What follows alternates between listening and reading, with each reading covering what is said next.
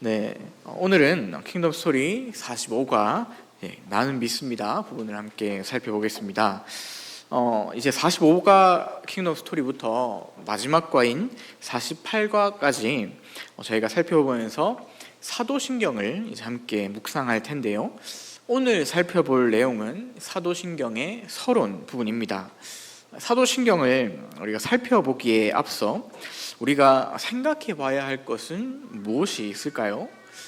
저는 한 가지 질문에 대한 답을 오늘 한번 살펴보고자 합니다. 그것은 우리에게 왜 사도신경이 필요한가 하는 질문입니다.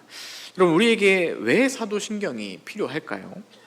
사실 사도신경은 매우 친근합니다. 교회에 오래 다니셨다면 언제 외웠는지 기억나지 않을 정도로 익숙하죠. 그렇다면 왜 모든 성도가 이렇게 당연하게 이 사도신경을 외우고 있어야 할까요? 먼저 첫 번째 답입니다. 예수님께서는 신앙 고백 위에 교회를 세우셨기 때문입니다. 우리 교재 188페이지를 참고해 주시고 오늘 본문을 한번 살펴보겠습니다. 오늘 본문 너무나도 유명한 장면이죠. 베드로가 예수님에 대한 믿음을 고백하는 장면입니다. 그런데 오늘 장면은 우리가 알고 있는 것 이상으로 의미 있는 순간이라 할 수 있습니다. 왜냐하면 이 장면은 예수님께서 이 땅에 교회를 세우시는 장면이기 때문입니다. 예수님은 베드로의 이 고백을 통해 교회를 세우셨습니다. 예수님께서 제자들에게 물으셨습니다. 사람들이 자신을 누구라 생각하느냐 하고 말이죠. 제자들은 사실 그대로를 말했습니다. 누구는 세례 요한이라 믿고 누구는 엘리야라, 에레미야와 같은 선지자로 믿습니다. 예수님. 이렇게 대답하자 예수님께서 다시 한번 물으시죠. 이르시되 너희는 나를 누구라 하느냐. 이 질문에 대한 답 16절 말씀을 우리 함께 다시 한번 읽어보겠습니다. 16절 말씀입니다. 시작. 시몬 베드로가 대답하여 이르되 주는 그리스도시요 살아계신 하나님의 아들이십니다. 아멘. 예수님께서는 이 대답을 기쁘게 받으시고 말씀하십니다. 이를 내게 알게 한 이는 혈육이 아니요 하늘에 계신 내 아버지시니라. 베드로가 이렇게 대답할 수 있었던 것은 하나님 아버지께서 알려주셨기 때문이었습니다. 그렇다면 왜 하나님께서 베드로가 이 고백을 하게 하셨을까요? 그 이유가 18절에 나타납니다. 우리 18절 말씀도 우리 한 목소리로 한번 읽어볼까요? 18절 말씀입니다. 시작. 또 내가 내게 이르노니 너는 베드로라. 내가 이 반석 위에 내 교회를 세우리니 음부의 권세가 이기지 못하리라. 아멘. 하나님께서 베드로에게 지혜를 주셔서 이 고백을 하게 하신 이유, 그것은 바로 교회를 세우기 위함이었습니다. 여러분 기억하시기를 바랍니다. 교회가 세워지기 위해서는 이 바른 신앙 고백이 있어야 합니다. 예수님께서 이 신앙 고백 위에 교회를 세우셨기 때문입니다. 그리고 그 바른 신앙 고백을 담은 것, 그것이 바로 사도신경인 것이죠. 그래서 사도신경이 우리에게 필요한 첫 번째 이유, 이 땅의 교회가 바로 이 사도신경이라는 이 바른 신앙 고백 위에 세워져 있기 때문임을 기억하는 우리 모두가 될 수 있기를 바랍니다. 사도신경이 필요한 두 번째 이유는 이 땅에 세워진 교회가 계속해서 이 신앙 고백 위에 교회를 세워갔기 때문입니다. 교재 192페이지를 참고해서 말씀을 나누겠습니다. 예수님께서 교회를 세우셨고 이후에 하늘로 오르셔 하나님 보좌 우편에 계십니다. 이제 남겨진 제자들은 무엇을 했을까요? 실제로 이 신앙 고백 위에 교회를 세워갔습니다. 초대 교회로부터 사도들은 성경을 가르치고 삼위일체 하나님을 고백하도록 했습니다. 이렇게 바른 신앙 고백을 하는 사람에게 세례를 베풀어서 그들이 교회로 한 몸 되게 만들었죠.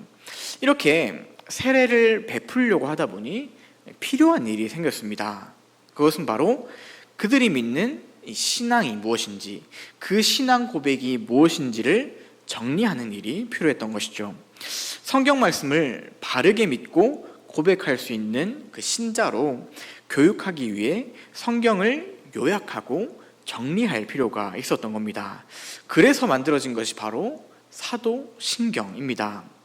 내가 성부, 성자, 성령 하나님을 믿습니다.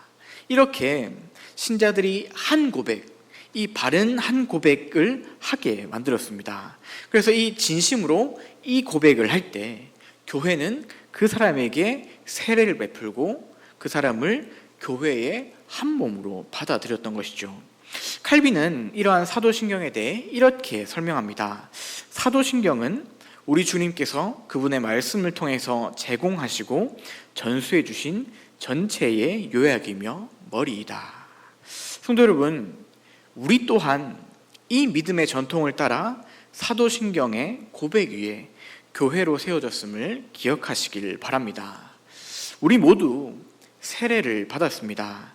세례를 받았거나 입교하였죠. 그때 무엇을 배우고 고백하며 세례를 받았습니까? 바로 사도신경의 고백입니다. 성부, 성자, 성령 하나님을 믿는다. 이 고백을 하는 사람에게 세례를 베풀었던 것이죠. 그러니 이 사도신경이 우리의 진실한 고백임을 기억하며 날마다 살아갈 수 있는 우리 모두가 될 수 있기를 바랍니다. 사도신경이 필요한 마지막 세 번째 이유는 교회가 계속해서 이 신앙 고백 위에 세워져 가야 하기 때문입니다. 여러분, 우리 언제 사도신경을 고백합니까? 예배 드릴 때 신앙을 고백하죠. 삼위일체 하나님을 믿는 우리가 하나님 앞에 나와 하나님의 말씀을 듣습니다. 말씀으로 하나님과 교제 나눕니다 라는 것을 고백하는 것이죠.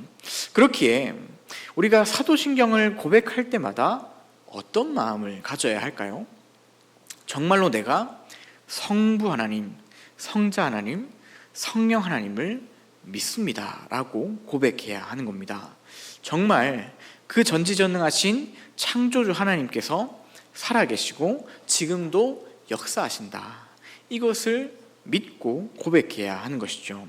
그리고 그분께서 외아들 예수 그리스도를 이 땅에 보내셔서 나를 구원하셨다, 이것을 믿어야 합니다. 또한 하늘로 오르신 예수 그리스도께서 보내신 그 성령 하나님이 지금도 나와 함께 하신다, 이것을 믿어야 하는 것입니다. 우리가 그렇기에 사도신경을 고백할 때마다 우리는 이 믿음을 다시 한번 점검하고 바로 세워가야 합니다. 그러므로 이 삼위일체 하나님을 바르게 고백하고 믿는 우리 모두가 될 수 있기를 바랍니다. 그렇다면 성도 여러분, 이 사도신경을 통해 삼위일체 하나님을 진정으로 믿고 고백하는 신자는 어떤 자들일까요? 그들은 바로 그 믿음이 삶으로 드러나는 자입니다. 정말 하나님 아버지께서 지금도 살아계셔서 우리 일거수일투족을 아신다면 어떨까요? 악하고 더러운 죄를 떠나야만 합니다. 그분이 두려워서라도 악을 행하지 못할 것입니다. 성자 예수님을 진정으로 믿는다면 어떨까요? 우리 죄 때문에, 나의 죄 때문에 그분이 십자가에 달리셨다는 이 은혜를 기억할 수밖에 없습니다. 그러니 날마다 그 은혜에 감사하는 삶을 살아가게 되겠죠. 성령 하나님을 진정으로 믿는다면 어떨까요? 진리의 영이 내 안에 지금도 함께 계시니 그분의 말씀에 순종하겠다 하는 이 마음이 당연히 생길 수밖에 없습니다. 그렇다면 성도 여러분, 우리의 모습은 어떻습니까? 우리가 사도신경을 진짜 고백하는, 바르게 고백하는 자답게 살아가고 있을까요? 물론 죄된 본성 때문에 우리가 그렇게 살아가기 어려울 수는 있습니다. 하지만 우리는 점점 변화되어야 합니다.